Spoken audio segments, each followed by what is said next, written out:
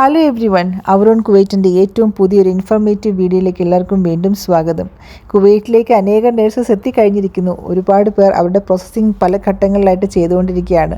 Kuwait MOH നാട്ടിൽ നിന്ന് online recruitment ആരംഭിച്ച സമയത്തുള്ള കാര്യങ്ങളല്ല, പല കാര്യങ്ങളിലും ചേഞ്ച് വന്നിട്ടുണ്ട്. അതുകൊണ്ട് തന്നെ ഒരുപാട് സംശയങ്ങളും ആകുലതകളും ഇങ്ങോട്ട് വരാനിരിക്കുന്ന ആളുകൾക്കുണ്ട്. പല സംശയങ്ങൾക്കും ഒരുപാട് മറുപടികളൊക്കെ കൊടുക്കാനായിട്ട് നമ്മളെക്കൊണ്ട് പറ്റിയിട്ടുണ്ട്. പക്ഷേ പല കാര്യങ്ങളും പലപ്പോഴായിട്ട് പല ചേഞ്ചസ് വരുന്നതുകൊണ്ട് ആളുകൾക്ക് ഒരുപാട് സംശയങ്ങളുണ്ട്. പലപ്പോഴായിട്ട് പല ചാനലുകളും ഒരുപാട് ഇവർക്ക് വേണ്ടി സഹായങ്ങളൊക്കെ ചെയ്യുന്നുണ്ട്. അതുകൊണ്ട് തന്നെ പലർക്കും അവരുടെ പ്രോസസ്സിങ് വളരെ സ്മൂത്തായിട്ട് ചെയ്യാനായിട്ട് പറ്റുന്നുണ്ടെന്ന് തന്നെയാണ് ഞാൻ വിചാരിക്കുന്നത്. ഇപ്പോൾ നാട്ടിൽ നിന്ന് മാത്രമല്ല, മറ്റു പല GCC രാജ്യങ്ങളിൽ നിന്നൊക്കെ ആണെങ്കിൽ പോലും കുവൈറ്റിലേക്ക് വരാൻ ആളുകൾ ആഗ്രഹം പ്രകടിപ്പിക്കുന്നുണ്ട്. കുവൈറ്റിൽ നിന്ന് മറ്റു രാജ്യങ്ങളിലേക്ക് ഒഴുകിപ്പോയിക്കൊണ്ടിരുന്ന നേഴ്സസിൻ്റെ ആ ഒരു ഒഴുക്കിന് വളരെ ഒരു കുറവ് വന്നിട്ടുണ്ട്. കാരണം പല രാജ്യങ്ങളും ഇപ്പോൾ റിക്രൂട്ട്മെൻറ്റ് നിർത്തിവെച്ചിരിക്കുകയും അതുപോലെ തന്നെ ജോബ് ഓപ്പർച്യൂണിറ്റീസ് വളരെ കുറവൊക്കെ വന്നതിൻ്റെ പേരിൽ ഒരുപാട് പേർ ഇപ്പോൾ റെസിഗ്നേഷൻ ചെയ്യുന്നത് വളരെ കുറവാണ്. എന്നിരുന്നാൽ പോലും ഇവിടെ ധാരാളം സ്റ്റാഫ് നേഴ്സസിൻ്റെ വേക്കൻസി ഒരുപാടുണ്ട്. ഒത്തിരി നേഴ്സസ് ഷോർട്ടേജ് ഉണ്ട്. അപ്പോൾ ഇങ്ങനെ റിക്രൂട്ട്മെൻറ്റ് എടുത്തതുകൊണ്ട് തന്നെ ഒരുപാട് ഈ സ്റ്റാഫിൻ്റെ ഷോർട്ടേജൊക്കെ നികത്താൻ പറ്റുമെന്ന് തന്നെയാണ് കുവൈറ്റ് MOH വിചാരിക്കുന്നത്. ഒരുപാട് പുതിയ ഹോസ്പിറ്റൽസൊക്കെ അവർ MOH സ്റ്റാർട്ട് ചെയ്യുന്നുണ്ട്. അതുകൊണ്ട് ഒരുപാട് സ്റ്റാഫ് നേഴ്സസ് ഇവിടെ ആവശ്യമാണ് എന്നുള്ളതാണ് ഒരു യാഥാർത്ഥ്യം. എന്തായാലും പല ചോദ്യങ്ങൾക്കും പല സംശയങ്ങൾക്കും പല വീഡിയോകളിലായിട്ട് ഉത്തരം തന്നിട്ടുണ്ടെങ്കിൽ പോലും വീണ്ടും പല സംശയങ്ങളും ചോദിക്കുന്നുള്ളതുകൊണ്ട് തന്നെ അതിനെല്ലാറ്റിനും ഒരു ഉത്തരമായിട്ടൊരു വീഡിയോ ചെയ്യാമെന്ന് തന്നെയാണ് ഞാൻ വിചാരിക്കുന്നത്. ആദ്യമായിട്ട് ഗ്രേഡിംഗ് സർട്ടിഫിക്കറ്റ് എന്നുള്ള കാര്യമാണ് എപ്പോഴും ഏറ്റവും കൂടുതൽ ഇപ്പോഴും ചോദിച്ചുകൊണ്ടിരിക്കുന്ന ഒരു കാര്യം. അപ്പോൾ ഒരു ആൾ ചോദിച്ചിരിക്കുകയാണ്, അതിൻ്റെ അകത്ത് അവർ ഗുഡാണോ ആവറേജ് ആണോ എന്നൊന്നും എഴുതിയിട്ടില്ല. ചിലരുടെ ഗ്രേഡിംഗ് സർട്ടിഫിക്കറ്റിൽ എബവ് ആവറേജ് എന്ന് മാത്രമേ എഴുതിയിട്ടുള്ളൂ എന്നുള്ളതാണ്. അതൊന്നും സാരമില്ല, നിങ്ങൾ പാസ്സായിട്ടുണ്ടെങ്കിൽ അത് മാത്രം മതി എന്നുള്ളതാണ്. അപ്പോൾ അവർക്ക് നോക്കുമ്പോൾ നിങ്ങളുടെ മാർക്ക് ലിസ്റ്റിൽ ഈച്ച് ആൻഡ് എവറി ആ മാർക്കിൻ്റെ ഇതിൽ കൂടെ പോകുന്നതിനേക്കാൾ ഉപരിയായിട്ട് ഗ്രേഡിംഗ് സർട്ടിഫിക്കറ്റിൽ അവരെല്ലാം ഇൻക്ലൂഡ് ചെയ്യുന്നതുകൊണ്ട് തന്നെ അതാണ് ഏറ്റവും ഇമ്പോർട്ടൻ്റ് ആയിട്ടുള്ളൊരു കാര്യം. പല നഴ്സിംഗ് കോളേജസും അടച്ചുപൂട്ടിപ്പോയി, അവരുടെ പ്രിൻസിപ്പൽ മാറിപ്പോയി. വൈസ് പ്രിൻസിപ്പൽ സൈൻ ചെയ്താൽ മതിയോ എന്നൊക്കെ ചോദിക്കുന്ന ആൾക്കാരുണ്ട്. ഒരുപക്ഷെ വൈസ് പ്രിൻസിപ്പലിന് വേണ്ടി സൈൻ ചെയ്യുകയാണെങ്കിൽ അത് ഓക്കെ ആയിരിക്കാം. അതുപോലെ തന്നെ നമ്മൾക്ക് ഗ്രേഡിംഗ് സർട്ടിഫിക്കറ്റ് കിട്ടുകയില്ല എന്ന് വരികയാണെങ്കിൽ തീർച്ചയായിട്ടും നിങ്ങൾക്ക് ആ മാനേജ്മെൻറ്റിനെ എങ്ങനെയെങ്കിലും അപ്രോച്ച് ചെയ്ത് അതില്ലാതെ ഇവിടെ വന്നതിന് ശേഷം നമ്മൾക്ക് മുന്നോട്ട് പ്രൊസീഡ് ചെയ്യാൻ പറ്റില്ല എന്നുള്ളതാണ് ഒരു വാസ്തവം. അതുകൊണ്ട് തന്നെ ഗ്രേഡിംഗ് സർട്ടിഫിക്കറ്റ് മാത്രം ഇങ്ങോട്ട് വരാനായിട്ട് ശ്രമിക്കുക. പിന്നെ ചോദിക്കാറുണ്ട്, ഗ്രേഡിംഗ് സർട്ടിഫിക്കറ്റിൽ പാസ്പോർട്ട് നമ്പർ ആവശ്യമാണോ എന്ന്. പാസ്പോർട്ട് നമ്പർ മാൻഡേറ്ററി അല്ല, ഉണ്ടെങ്കിൽ പല ഫോർമാറ്റിലും അവർ പാസ്പോർട്ട് നമ്പർ അടിച്ചിട്ടുണ്ട്. പക്ഷേ എന്ന് വിചാരിച്ച് പാസ്പോർട്ട് നമ്പർ മാൻഡേറ്ററി അല്ല. മെയിനായിട്ട് അവർ നോക്കുന്നത് നിങ്ങളുടെ ഗ്രേഡ്, നിങ്ങളുടെ അവിടുത്തെ എങ്ങനത്തെ പെർഫോമൻസ് ആയിരുന്നു, എങ്ങനത്തെ കാര്യങ്ങളൊക്കെയാണ്. അവരുടെ ഒരു ഫോർമാറ്റ് ഞാൻ പലർക്കും ഇമെയിൽ കൂടെ അയച്ചു കൊടുത്തിട്ടുണ്ട്. നിങ്ങൾക്ക് വേണമെങ്കിൽ വീണ്ടും എന്നോട് ചോദിക്കാം. അതുപോലെ തന്നെ PCC ഗൾഫ് രാജ്യങ്ങളിൽ വർക്ക് ചെയ്യുന്ന ആളുകൾക്ക് അവിടെ നിന്ന് PCC വേണമെന്ന് ഒരുപാട് പേർ ചോദിക്കുന്നുണ്ട്.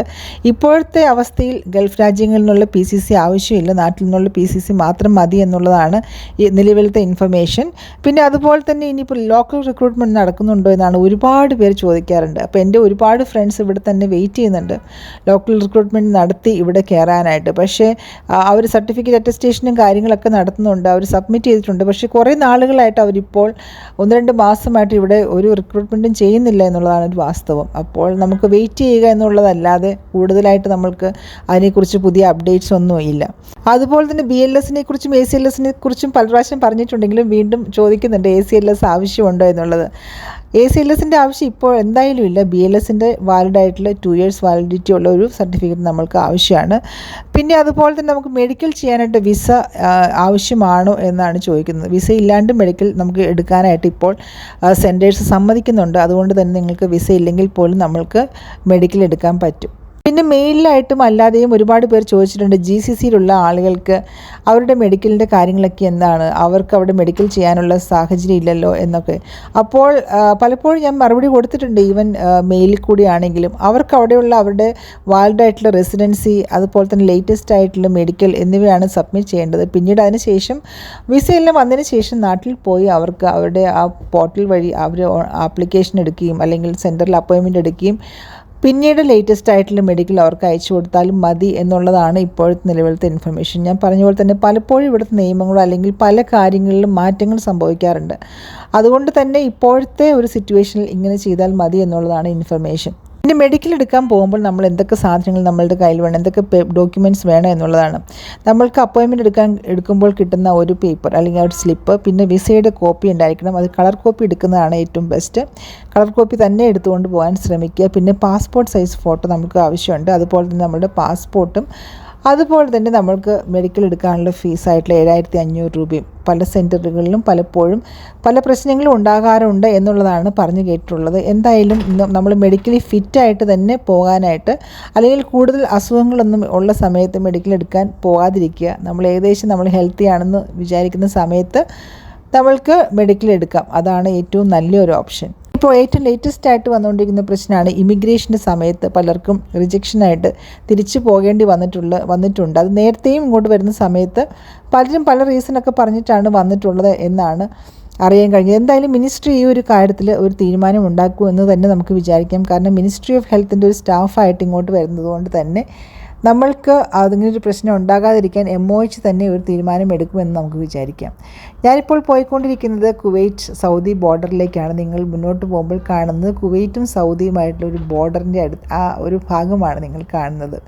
വളരെ ദൂരം ഞങ്ങൾ സഞ്ചരിച്ചതിന് ശേഷമാണ് ഇവിടെ എത്തിയത്. ഇവിടെ ഞങ്ങൾ ഓൺ ദ വേ ടു അക്വമറിയൻ എന്ന് പറയുന്ന ഒരു റിസോർട്ട് ഏരിയയിലേക്കുള്ള യാത്രയിലാണ്. അപ്പോൾ ആ വഴിക്ക് നമ്മൾ പോകുമ്പോൾ കുവൈറ്റ് സൗദി ബോർഡറിൻ്റെ ഒരു ഭാഗത്തൂടെയാണ് പോകുന്നത്. എന്തായാലും യാത്ര വളരെ മനോഹരമായിരുന്നു. നമ്മൾ കാണാത്ത സാഹചര്യങ്ങൾ അല്ലെങ്കിൽ സ്ഥലങ്ങളിൽ കൂടെയൊക്കെയാണ് പോയത്. മഴയൊക്കെ പെയ്തുകൊണ്ട് തന്നെ റോഡിൻ്റെ 2 സൈഡിലും നല്ലവണ്ണം വെള്ളമെല്ലാം കെട്ടിക്കിടപ്പുണ്ടായിരുന്നു. പക്ഷേ വളരെ മനോഹരമായിട്ടുള്ള കാഴ്ച തന്നെയായിരുന്നു അത്.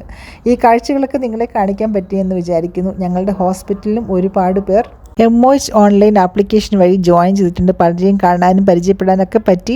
വളരെ സന്തോഷമുണ്ട്. അത്യാവശ്യം റീസണബിൾ ആയിട്ടുള്ള സാലറി കൊടുക്കുന്ന MOH ഇവർക്കെല്ലാം ജോലിക്ക് വരാനായിട്ട് പറ്റി ദൈവം ഇടയാക്കി എന്നുള്ളത് വളരെ വളരെ സന്തോഷമുണ്ട്. നിങ്ങളുടെ കുവൈറ്റിലുള്ള സ്റ്റേ നിങ്ങൾക്ക് തീർച്ചയായിട്ടും സന്തോഷം തരുന്നതായിരിക്കുമെന്ന് ഞാൻ വിചാരിക്കുന്നു. Thank you for watching.